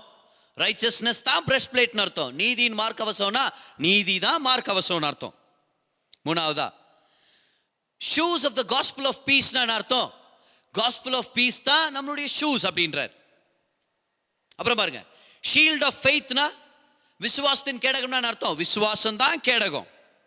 ஹெல்மெட் ஆஃப் சால்வேஷன்னா சால்வேஷன் தான் ஹெல்மெட். இப்போ ஸ்வர்ட் ஆஃப் த ஸ்பிரிட்னா ஸ்பிரிட் தான் ஸ்வர்டு. Come on, பிடிச்சிட்டீங்களா? அதை பிடிச்சிட்டீங்களா இல்லையா? பாரு, இன்னொரு டைம் வர பாரு, நல்லா கவனிங்க. சத்தியம் என்னும் கச்சைனா அர்த்தம், சத்தியம் தான் கச்சை. நீதி என்னும் மார்க்கவசம் அர்த்தம், நீதி தான் மார்க்கவசம். ஓகே, ஹெல்மெட் ஆஃப் சால்வேஷன், ரட்சண்யம் என்னும் தலை சீரான அர்த்தம், ரட்சிப்பு தான் தலை சீரா. விசுவாசம் என்னும் கேடகம்னா அர்த்தம், விசுவாசம் தான் கேடகம். ஆவியின் பட்டயம்னா அர்த்தம், ஆவிதான் பட்டயம். ஓகே, ஆவிதான் பட்டயம். கவனிங்க, ரொம்ப முக்கியமான விஷயத்துல நம்ம இறங்கிட்டு இருக்கிறோம். இந்த ஆவிதான் பட்டயம் வந்துட்டோம். ஆனா பட்டயத்தை எடுத்து எப்படி பதர் நான் வேலை செய்யறது? ஆண்டவர் 6ல நிப்பாட்ட மாட்டார், 7 கொண்டு வருவார். ஆண்டவர் வெறும் டிஃபென்சிவ் சொல்லிட்டு ஒரே ஒரு அஃபென்சிவ் பட்டயத்தை கொடுத்துட்டு ஒன்றும் பண்ணாதன்னு சொல்ல மாட்டாரு. என்ன பண்ண சொல்லி இருக்கிறார் தெரியுமா? எல்லாரும் 18ஆம் வசனத்துக்கு வாங்க. 6ஆம் அதிகாரம் 18ஆம் வசனம் பாருங்களேன். எந்த சமயத்திலும் சகல விதமான வேண்டுதல்களோடும் விண்ணப்பத்தோடும் ஆவியினாலே ஜெபம் பண்ணி, அண்டர்லைன் பண்ணிக்கங்க, ஆவியினாலே ஜெபம் பண்ணி அதன் பொருட்டு மிகுந்த மன உறுதியோடும் சகல பரிசுத்தவான்களுக்காகவும் பண்ணும் வேண்டுதலோடும் விழித்துக் கொண்டிருங்கள். 18ஆம் வசனத்தை என்ன சொல்லிட்டு இருக்காரு பாருங்க. அவர் சொல்றார், ஜெபம் பண்ணுங்க, ஆவியில ஜெபம் பண்ணுங்க, ஆவியினால ஜெபம் பண்ணுங்க. அதனால தான் உங்களுக்கு நான் சப்மிட் பண்றேன் பாருங்க. எல்லாரும் கவனிங்க. Come on, this is such an important thing.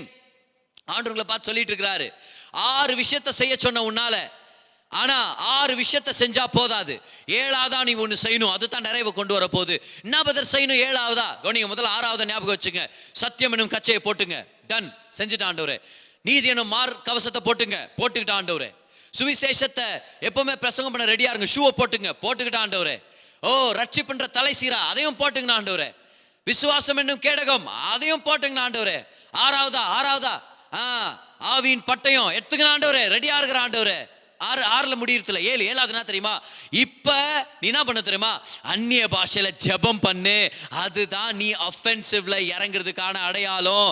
6 விஷயத்தை செஞ்சுட்டு மட்டும் இருக்காதீங்க. 7ஆவதா அந்நிய பாஷையில ஜெபம் பண்றதுக்கு இறங்குங்க. தேவன் அது மூலமா உங்க வாழ்க்கையில நன்மைகளை ஏற்படுத்துவார். நிறைவான கர்த்தருடைய சர்வாயுத வர்க்கம் எது? அந்நிய பாஷைகளோட முடிவடைகிறது தான்.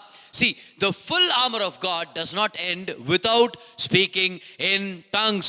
ஆண்டவருடைய ஆர்மர்னு சொல்லிட்டு 6 பீசஸை மட்டும் பேச வேண்டாம், 6 விஷயங்களை மட்டும் செய்ய வேண்டாம். 7ஆவதா ஒன்று இருக்குது செய்யறதுக்கு. என்ன தெரியுமா? அந்நிய பாஷையில ஜெபம் பண்றது. ஏன்னா ஆவியே பட்டயம். The spirit is the sword. So the spirit is the sword. அப்ப இந்த ஸ்வார்டை நான் எப்படி வீல்ட் பண்றது? எப்படி இந்த ஸ்வார்ட் எடுத்து நான் எதிரி அடிக்கிறது? அந்நிய பாஷையில பேசும்போது ஸ்வார்டை எடுத்துக்கான்றாரு. ஆனா எப்படி அதை அடிக்கிறது? பிசாசானவன் எப்படி அடிக்கிறது? அதை வச்சு அந்நிய பாஷையில பேசுறது மூலமா. சோ கம் ஆன், கர்த்தர் உங்கள்கிட்ட இன்னைக்கு பேசியிருக்கிறான்னு சொல்லி நான் விருப்பப்படுறேன். நல்லா கவனிங்க. ஆண்டு உங்கள்கிட்ட சொல்லிட்டு இருக்கிறார் இன்னைக்கு. ஆவிதான் பட்டயம். அந்த ஆவியின் பட்டயத்தை நீ எப்படி தெரியுமா பயன்படுத்துற? அந்நிய பாஷை பேசும்போது அந்த ஆவியின் பட்டயத்தை நீ பயன்படுத்திட்டு இருக்கிற. இன் அதர் வேர்ட்ஸ், நிச்சயமா கர்த்தருடைய வார்த்தை பட்டயம் நம்மளுக்கு தெரியும். நான் சொன்னல, கர்த்தருடைய வார்த்தையில லேயர்ஸ் இருக்குது. யோவான் 6:63 போட்டிருக்கு, தேவனுடைய வார்த்தைகள் ஆவி இருக்குது. So when you speak by the Spirit, you are actually speaking the word of God, and the word of God is a double-edged sword. In other words, when you are speaking in tongues, you are wielding the sword. அந்நிய பாஷையில பேசும்போது ஆவியானவர் அப்படின்ற பட்டயத்தை எடுத்து பிசாசானவன் நீங்க தாக்கிட்டு இருக்கிறீங்க. கடன் பிரச்சனையின் சங்கிலிகளை உடைச்சிட்டு இருக்கிறீங்க. வியாதியின் கட்டுகளை நீங்க கட் பண்ணிட்டு இருக்கிறீங்க. நீங்க பிசாசுடைய எல்லா விதமான போராட்டங்களை நீங்க ஜெயிச்சிட்டு இருக்கிறீங்க. மனதளவுல, பொருளாதார தளவுல, குடும்பத்தை பிரச்சனைகள் அளவுல, ஒருவேளை உங்க சரீரத்தை பாதிச்சிட்டு இருக்கிற ஏதாவது விஷயத்துல நீங்க ஒரு சில கட்டுகளை நீங்க அவிழ்க்கணும்னு விருப்பப்படுறீங்களா? ஒரு சில பாண்டேஜ் வெளியே வரணும்னு விருப்பப்படுறீங்களா? இதுதான் ரகசியம். ஆவியின் பட்டயம். ஆவியே பட்டயம். ஆவியே பட்டயம். திரும்பி ஒரு ஃபுல் சர்க்கிளுக்கு நம்ம வந்திருக்கிறோம் பாருங்களேன். Belt of truth means truth is the belt. Breastplate of ரைச்சஸ்னஸ்னா righteousness is the breast plate.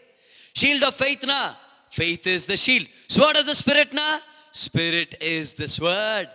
So இன்னைக்கு ஒவ்வொரு விசுவாசிக்கும் இந்த 6 கர்த்தருடைய ஆயுதங்கள் அவைலபிளா இருக்குது. Helmet, belt, breastplate of righteousness, shield எல்லாம் கொடுத்துட்டார் ஆண்டவர். ஆனால் என்ன தெரியுமா நம்ம தவிர்த்துட்டோம்? இந்த 7ஆவதா அஃபென்சிவ்ல இறங்க மாட்டேங்கிறோம். எல்லாத்தையும் மாட்டி நின்றுக்கிறோம். அது நம்பர் 1. ஆனால் பிசாசானவன் வந்து தாக்கும் போது சும்மா தாக்குதலை வாங்கின்னு இருக்கக்கூடாது, ரிட்டர்ன் கொடுக்கணும். எப்படி கொடுக்குறது? 7ஆவதான விஷயத்தை நம்ம செய்ய மறந்துட வேண்டாம். Praying in the spirit. பாருங்க, அந்நிய பாஷைன்றது ஆவிக்குரிய யுத்தம். ஏற்கனவே இயேசு ஜெயிச்சிட்டார், ஞாபகம் வச்சுங்க. நம்மளை வெற்றி சிறந்த இடத்துல நிப்பாட்டி இருக்கிறார், அதையும் மறந்துட வேண்டாம். நம்ம எல்லாம் ஏற்கனவே வெற்றி சிறந்தவர்கள். நம்ம எல்லாருமே மோர் தென் கான்கரர்ஸ். ஓகே, நம்ம ஜெயிச்சவங்களை விட அதிகம் முற்றும் ஜெயம் கொண்டவர்கள் நம்ம எல்லாருமே. அதனால நான் வந்து யாருக்கிட்டயோ கிறிஸ்தவ வாழ்க்கையோ ஒரு போராட்டம் சண்டை போட்டுனே இருங்கோ, கிரியைகள் ஃபாஸ்டிங் இல்லைனா கர்த்தருடைய பக்தி காரியங்கள் மதத்தின் சார்ந்த காரியங்கள் அப்படின்னு சொல்லிட்டு ஏதோ ஒரு மதத்தை சார்ந்த கிரியைகளை நான் பிரசங்கம் பண்ண வரல பாருங்க. நான் உங்களை பார்த்து சொல்லிட்டு இருக்கிறேன், ஏசு கிறிஸ்துவின் சிலுவை நிமித்தம் ஆண்டவர் உங்களை நிலை நிறுத்தி இருக்கிறார். You are already victors in Christ Jesus. ஆனா பிசாசானவன் அடிக்க வர்றான்றது உண்மை. பிசாசானவன் நமக்கு எதிராக ஒரு யுத்தத்தில் எழும்பி இருக்கிறான்றது உண்மை. பிசாசானவன் நம்ம குடும்பத்தை நாசப்படுத்தணும்னு நினைக்கிறான்றது உண்மை. கர்ஜிக்கிற சிங்கத்தை போல யாரை விழுங்கலாமோ நம்ம வகை தேடிட்டு இருக்கிறான்றது பேதுரு விசுவாசிகளுக்கு எழுதின ஒரு லெட்டர் தானே அது. So the devil is trying to attack. We have a war. 2 Corinthians chapter 10 verse போட்டிருக்குது, யுத்தம் ஒன்று இருக்குது. நம்ம தலைக்குள்ளவே யுத்தம் நடந்துட்டு இருக்குது. So we are in a battle. அது வந்து நம்ம இல்லைன்னு சொல்லவே முடியாது. எத்தனை தடவை பவுல் சொல்றாரு, நல்ல ஒரு போர் சேவகனாயிரு, கிறிஸ்துவுக்குள்ள நல்ல போர் சேவகனாருன்னு சொல்றாரு. Fight the good fight of faith ன்னு சொல்றாரு. So there's a fight. You cannot deny that there's a fight. There is a fight. But what do? ஆண்டவரே, ஹெல்மெட்டை போட்டேன், நீதியின் மார்க்கவசம் பெற்றுக்கொண்டேன், பெல்ட்டை போட்டுனுக்கிறேன், ஷீல்டை எத்துனுக்கிறேன், ஷூவை போட்டேன். இப்போ நான் என்ன பண்றது? கத்தியை தூக்கி விலாசன்றார் ஆண்டவரே. என்ன பண்றது? எப்படி ஆண்டவரே? Pray in the gift of tongues. When you pray in the spirit, you are completing the armor. Live chatல போடுங்க பார்க்கலாம். Pray in the spirits, complete the armor. Pray in the spirit, complete the armor. ஆவியில ஜெபம் பண்ணுங்க. தேவனுடைய சர்வாயுத வர்க்கத்தை ஒரு நிறைவுக்கு கொண்டு வாங்க. அந்த சர்வாயுத வர்க்கத்தை வேலை செய்ய வைங்க. பிசாசானவனை துரத்தி அடிங்க. இது ஆவிக்குரிய யுத்தத்துக்கு சம்பந்தப்பட்ட ஒரு ஜெபமா இருக்கிறதுனால தான் பிசாசானவன் அதை அட்டாக் பண்ணிட்டு இருக்கிறான். எவ்வளோ கிறிஸ்டியன் சர்க்கிள்ஸில் ஏற்றுக்கிறதே இல்லை.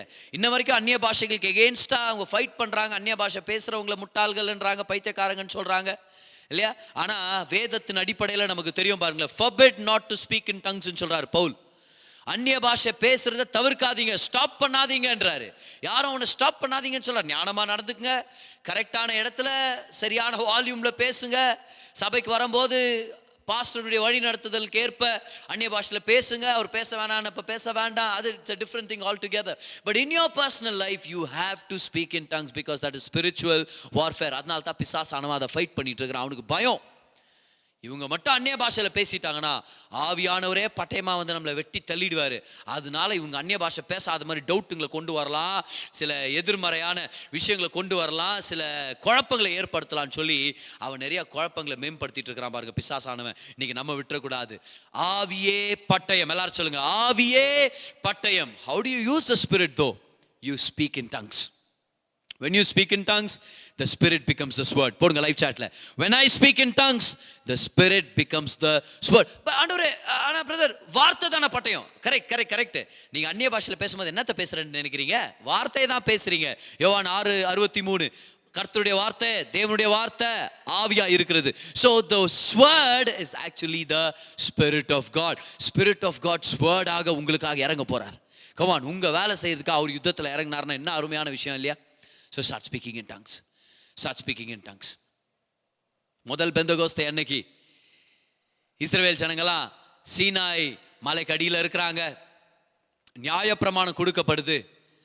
மோசே இறங்கி வந்து பார்த்தா ஜனங்கள்லாம் பாவத்தில் இருக்கிறாங்க. ஆனா பாவத்தையும் பாவியையும் மோசையால பிரிக்க முடியல.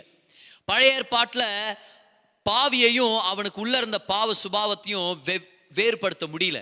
You cannot separate the sin from the sinner.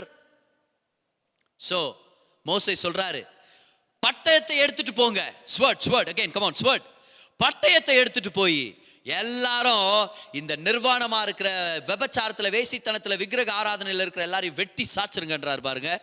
யாத்ராகமம் 32 27 28 நீங்க படிக்க முடியும். அத பட்டயத்தை எடுத்துட்டு போய் 3000 பேரை சாவடிக்கிறாங்க. ஏன்னா பாவத்தையும் பாவியையும் பிரிக்க முடியல. பாவத்தை தண்டிச்சு பாவியை ரட்சிக்க முடியல. பழைய ஏற்பாட்டில் அந்த ப்ரொவிஷன் இல்ல, ரட்சகர் இல்ல. சோ பட்டயத்தினால பாவியையும் பாவத்தையும் ஒன்னாவே சங்காரம் பண்ணிட்டாங்க. நியாயப்பிரமாணம் கொடுக்கப்பட்டது. 3000 பேர் பட்டயத்தால மரிச்சு போனாங்க. ஆனா முழு பெந்தகோஸ்தே அன்னைக்கு சீயோன் மலைக்கு மேல தேவனுடைய ஜனங்க உட்கார்ந்துட்டு இருக்கிறாங்க. ஆவியானவர் கொடுக்கப்படுறார். அங்க நியாயப்பிரமாணம் கொடுக்கப்பட்டது, இங்க ஆவியானவர் கொடுக்கப்படுறார். நல்லா கவனிங்க. பேதுரு எந்திரிச்சு பிரசங்கம் பண்றாரு. அந்நிய பாஷைகள்ல எல்லாரும் ஜெபம் பண்றாங்கன்றது நம்ம மறந்துட வேண்டாம். They speak in tongues and now come on 3000 people get saved. What happened? என்ன நடந்தது? ஆவியின் பட்டயம் வந்தது.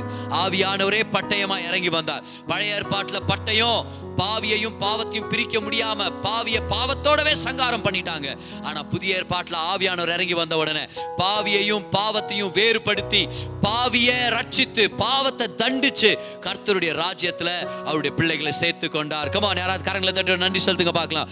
இன்னைக்கு ஆண்டவர் உங்களுக்கு ஆவியின் பட்டயத்தை உங்க மூலமா அவர் வீல்ட் பண்ண விருப்பப்படுறார். What do you do when you speak in tongues?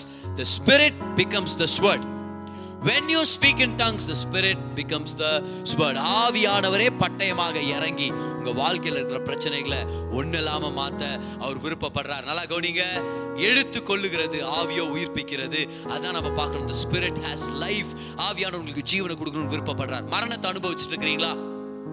இன்னைக்கு உங்கள்கிட்ட ஒரு விஷயத்த சொல்றேன். அது என்ன மாதிரி ஆவிக்குரிய யுத்தமா இருந்தாலும் பரவாயில்ல. மனதளவுல இருக்கலாம், சரீரத்துல இருக்கலாம், உங்க குடும்பத்து அளவுல இருக்கலாம், சுத்து வட்டாரத்துல பிரச்சனைகள் இருக்கலாம். கர்த்தர் உங்களை பார்த்து சொல்லிட்டு இருக்கிறாரு, when you speak in tongues you complete the armor and you get into the offensive. நீங்க நிறைய பேர் எப்படி சொல்லு, நல்லா ரெடி ஆயிடுது, ரெடி ஆயிட்டு இன்னத்துக்கு ரெடி ஆனான்னு தெரியாம உட்காந்து சோஃபால உட்காந்து டிவி பார்த்துட்டு இருப்பாங்க. ஓகே, அப்புறம் அடடட நான் என்ன தெரியுமா ரெடியானே கடைக்கு போகணும் இல்லை அவங்கள்ட்ட ஏதோ வாங்கிட்டு வரணும் அப்படின்ட்டு நான் அவங்கள்ட்ட சொன்ன நிறைய கிறிஸ்தவங்க நீங்க அப்படிதான் இருக்கு தெரியுமா, நல்லா ரெடி ஆயிட்டோம், ஹெல்மெட்டை போட்டோம், breastplate of righteousness, shield of faith, belt of truth, shoes of the peace, come on அப்படியே. ஓகே இப்போ என்ன பண்றது தெரியலையே, கத்தி கூட புடிச்சிட்டு என்ன பண்றது தெரியல, என்ன பண்ணணும், ஸ்டார்ட் ஸ்பீக்கிங் இன் டங்ஸ். இறங்குங்க களத்துல. எப்படி அந்த டங்ஸ்ல நீங்க பேச ஆரம்பிக்கும் போது கர்த்தருடைய பட்டயத்தை எடுத்து பிசாச ஒண்ணுலாம பண்ணிட்டு இருக்கிறீங்க. உங்க வாழ்க்கையை நீங்க விடுதலைக்குள்ள கொண்டு வந்துட்டு இருக்கிறீங்க. ஆவியே பட்டயம். அந்நிய பாஷையில பேசுங்க, ஆவியானவர் என்ற பட்டயத்தை யூஸ் பண்ணுங்க. கர்த்தர் உங்களுக்கு பெரிய நன்மைகளை வச்சிருக்கிறார். 18 வாரங்கள் அந்நிய பாஷைகளை பத்தி கத்துக்கிட்டு இருந்தோம். இன்னைக்கு அதை நம்ம ஒரு முடிவு கொண்டு வரோம். அடுத்த வாரம் கிராண்ட் ஃபினாலே. நீங்க ஆசீர்வதிக்கப்பட்டிருக்கிறீங்கன்னு சொல்லி நான் விசுவாசிக்கிறேன். அடுத்த வாரத்துக்காக இன்னையில இருந்தே சாட்சிகள் அனுப்புங்க. இந்த சீரீஸ் மூலமா நீங்க அந்நிய பாஷையில பேச ஸ்டார்ட் பண்ணிருந்தீங்கன்னா ரொம்ப பிரஷஸ் உங்க டெஸ்டிமனி தயவு செய்து அனுப்புங்க. நாங்க அதை ஷேர் பண்ண முடியும். அநேகருக்கு இந்த டீச்சிங்ஸை நீங்க பாஸ் பண்ணுங்க. ஆனா நான் நம்புறேன் என் உள்ளத்துல கர்த்தர் நிறைய நன்மைகளை இந்த அந்நிய பாஷையின் டீச்சிங்ஸ் மூலமா உங்களுக்கு வெளிப்படுத்தி இருப்பாருன்னு சொல்லி நீங்க ஆசீர்வதிக்கப்பட்டிருக்கிறீங்கன்னு சொல்லி நான் நம்புறேன். கரெக்ட் தானே? கமான், கரங்களை தட்டி ஆண்டவருக்கு நன்றி செலுத்துங்க. நன்றி செலுத்துங்க. கர்த்தர் நல்லவர். ஹல்லேலூயா. ஆமென். எழுந்து நில்லுங்க, எழுந்து நில்லுங்க. கரங்களை உயர்த்திய வண்ணமாக ஒரு சில வினாடிகள் அவருக்கு நன்றி செலுத்தலாமா? கமான், கரங்களை உயர்த்தி அந்நிய பாஷைகளை இறங்கலாமா? சர்வாயுத வர்க்கத்தை அணிஞ்சிட்டோம், ஆனா ஒண்ணும் பண்ண மாட்டேங்கிறோம். ஏன்? 6 பீசஸ் நிறைவேறிடுச்சு, 7வதா இறங்கல ஆக்ஷன்ல. இப்ப இறங்கலாமா? எல்லாரும் இருக்கிற இடத்துல கரங்களை உயர்த்தி முதலாவது நம்ம சொந்த பாஷைகளை துதிக்க ஆரம்பிக்கலாமா? கமான். நன்றி அப்பா, நன்றி ஆவியானவரே.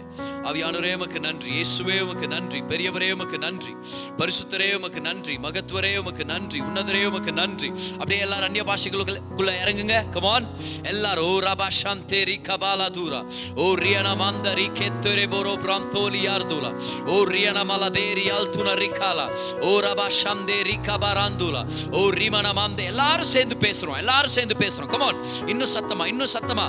You are wielding this word which is the spirit. You are wielding this word. O raba shante rikalana mandura, o rinama rante reketere bondulo, o rine leketere boradura vinta rikalo shabrabalandura.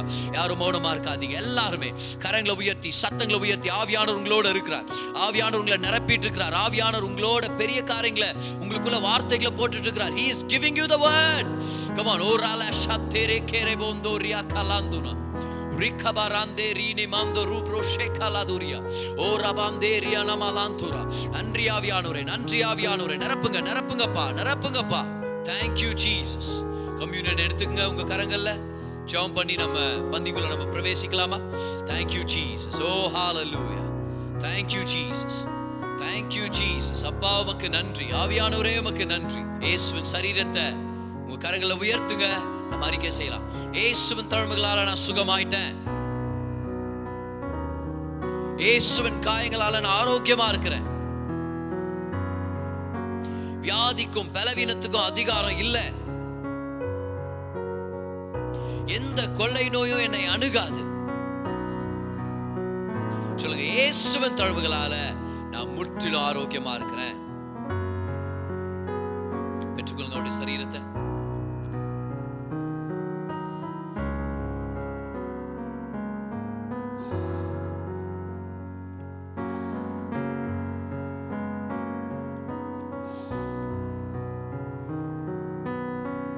இயேசுவின் ரத்தத்தை கையில் எடுத்து சொல்லுங்க, இயேசுவின் ரத்தத்தினால நான் நீதிமான், இயேசுவின் ரத்தத்தினால நான் தகுதியுள்ளவன், இயேசுவின் ரத்தத்தினால நான் வெற்றி சிறந்தவன், இயேசுவின் ரத்தத்தினால சகல நன்மைகளும் எங்களுக்கு சொந்தம். சொல்லுங்க, இயேசுவின் ரத்தத்தினால ஆசீர்வாதமான கூடுதல்கள் என் குடும்பத்துக்கு சொந்தம். In Jesus name. பெற்றுக்கொள்ளுங்க அவருடைய ரத்தத்தை. Thank you Jesus. 2 கரங்களை உயர்த்தி நன்றி செலுத்தலாமா? 18 வாரங்கள் அந்நிய பாஷையின் போதனைகள். எத்தனை கேள்விகளுக்கு பதில், எத்தனை வெளிப்பாடுகள், எவ்வளோ நன்மைகளை கர்த்தர் நம்மளுக்கு போதிச்சார் இல்லையா? Thank you Jesus. நன்றி ஆவியானவரே. அப்பா உமக்கு நன்றி. ஆவியானவரே உமக்கு நன்றி. பெரியவரே உமக்கு நன்றி. பரிசுத்தரே உமக்கு நன்றி. மகா பரிசுத்தரே உமக்கு நன்றி. நன்றி ஆவியானவரே. ஜெபிக்கலாம். டாடி, இன்னைக்கு எங்களுக்கு ஒரு அருமையான டீச்சிங் கொடுத்ததுக்கு நன்றி செலுத்துறோம் ஆண்டவரே. எங்க ஒவ்வொருத்தரையும் நீங்க நேசிக்கிறதுக்காக நன்றி செலுத்துறோம். எங்களுக்காக வைத்திருக்கிற நன்மைகளுக்காக நன்றி செலுத்துறோம் ஆண்டவரே. இந்த டீச்சிங்ஸ்ல எங்களை ஃபாலோ பண்ண ஒவ்வொரு விசுவாசியும் ஆசீர்வதிங்க. நன்மையால, கிருபையால, தயவால, ஆசீர்வாதத்தால் நிரப்புங்கப்பா. பெரிய காரியங்களை செய்யுங்க ஆண்டவரே. உம்மை போல நல்ல தேவன் யாரும் இல்லை. அநேக நன்மைகளை நீங்க செய்யறதுக்காக நன்றி. ஆசீர்வதிங்க, வழி நடத்துங்க, பலப்படுத்துங்க, கூடவே இருங்க ஆண்டவரே. பெரிய பெரிய நன்மைகளை செய்யுங்க. ஒவ்வொரு குடும்பத்தையும் ஆசீர்வதிங்க. இயேசுவின் மாறாத நாமத்தில் ஜெபிக்கிறோம் பிதாவே, ஆமென். கரங்களை உயர்த்தி கர்த்தர் நம்மை ஆசீர்வதித்து நம்மை பாதுகாப்பாராக. அவருடைய முகத்தின் சிரிப்பினால நம்ம வாழ்க்கையில தயவு அதிகமாகட்டும். அவருடைய முகத்தின் பிரசன்னத்தினால சமாதானம் நிரம்பி வழியட்டும். இயேசுவின் நாமத்தில், இயேசுவின் நாமத்தில் கரங்களை தட்டி ஒரு நன்றி செலுத்துங்க. come on. கர்த்தர் நல்லவர். ஹalleluya. ஆமென். தேவனுடைய சர்வாயுத வர்க்கத்தை நீங்க போட்டிருக்கிறீங்க. 6 பீசஸ் ரெடியா இருக்குது. 7ஆவதா அந்நிய பாஷையில பேசுங்க. கர்த்தர் உங்க வாழ்க்கையில வச்சிருக்கிற வெற்றிகளை அனுபவிங்க. இந்த வருஷம் பிளஸ்ட் அடிஷன்ஸ் உங்களுக்கு சொந்தமாகும். உங்களுக்காக நான் ஜெபம் பண்ணிட்டு இருக்கிறேன். அடுத்த வாரம் கிராண்ட் ஃபினாலே டெஸ்டிமனி ஷேர் பண்ண போறோம். ஒரு சின்ன ரீகேப் பண்ண போறோம் டங்ஸ்ல இருந்து. ஸோ எக்ஸைட்டடா இருங்க. அநேகரை இன்வைட் பண்ணுங்க. அடுத்த வாரம் ஒரு பிரமாண்டமான மிட் வீக் சர்வீஸ்ல உங்களை நான் சந்திக்கிறேன். கர்த்தர் உங்களை ஆசீர்வதிப்பாராக.